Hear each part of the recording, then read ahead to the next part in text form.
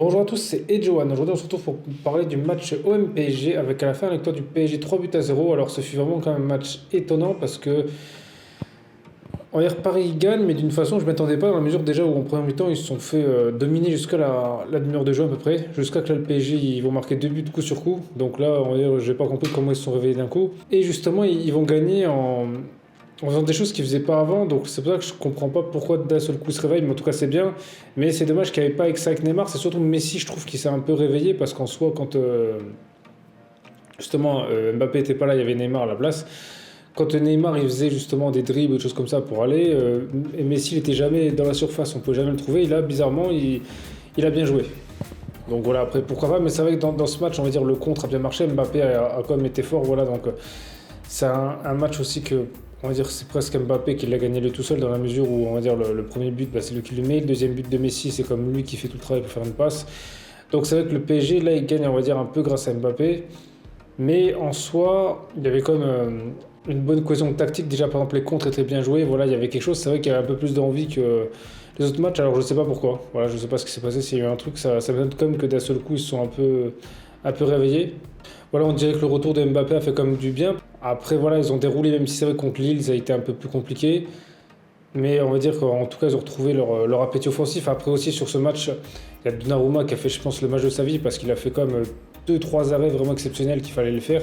Donc déjà ça, c'est quelque chose qui ne fait pas à tous les matchs. Donc voilà, parce que c'est vrai que si on enlève déjà les arrêts là, je pense que le Paris, déjà, bah, il y a 2-2 à un moment. Et je ne sais pas si après son capable de remettre le troisième, parce que c'est vrai que là, on est dans une autre optique. À partir du moment où tu prends des buts, tu t'exposes un peu plus derrière. Donc c'est vrai que là, le PSG ont eu de la chance aussi que Donnarumma, il a fait le match de sa vie. Alors voilà, alors espérons que maintenant ça va durer. Parce que c'est vrai que s'ils jouent comme ça, il y aura quand même moyen de battre le Bayern dans la mesure où c'est pas grave, ils n'ont pas le ballon et qu'ils arrivent à marquer sur les comptes. Parce qu'en soi, c'est vrai que je pense que Galtier, il est en train d'essayer de mettre cette stratégie en place parce qu'il voit très bien que son milieu de terrain, bah, il n'est pas bon. Donc la seule solution qu'il y a, c'est de jouer le contre. Alors tant qu'Mbappé est là, ça va, mais il faut juste espérer qu'il ne se blesse pas. Après, on parle de blessure justement avec Kimpembe qui s'est blessé. Alors c'est un peu dommage. Même si c'est vrai que je pense qu'il est jamais revenu à 100%. Parce que c'est vrai que sur le dernier match, honnêtement, il était catastrophique. À la plupart des buts, il était responsable. Donc voilà, peut-être qu'il n'était pas revenu. Voilà, ça expliquerait honnêtement ces mauvais matchs. Après, voilà, c'est comme dommage qu'il se blesse parce qu'en soi, c'est quand même bien d'avoir un remplaçant. Admettons, si par exemple il y a Ramos ou Marquinhos qui sont pas là, et ben là, ils vont se retrouver avec des joueurs qui sont limite du centre de formation et c'est vraiment pas des bons joueurs. Donc là, il faut espérer vraiment qu'il n'y ait plus de blessures. Mais justement, je pense que ça fait du bien que Paris en plus va gagner au Vélodrome parce que c'est vrai qu'on s'y attendait pas.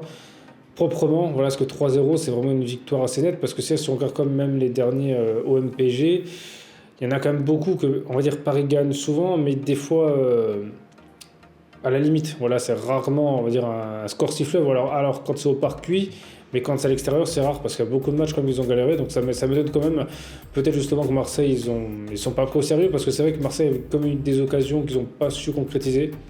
Voilà, surtout quand ils dominaient Paris, ils auraient vraiment eu le moyen d'enfoncer le clou, quoi.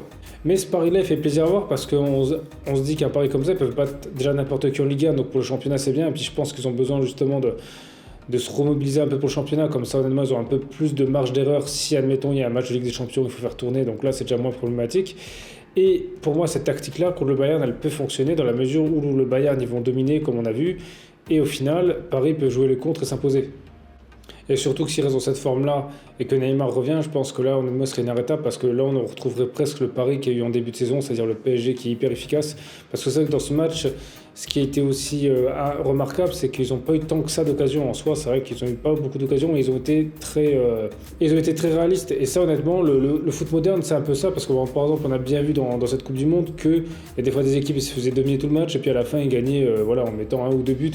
Et je pense que maintenant, il y a moyen que dominer c'est plus gagné. Par exemple, on voit le jeu de l'Espagne qui marche pas. Donc peut-être que Galtier s'est inspiré de ça. Donc voilà, après vous justement dites-moi dans les commentaires ce que vous avez pensé de ce match. Hein. Voilà, c'est des choses que j'ai pas dit, vous n'êtes pas d'accord avec moi. Et sinon, merci à tous d'avoir regardé cette vidéo. C'était Edgeron. On se retrouve très vite pour une prochaine vidéo.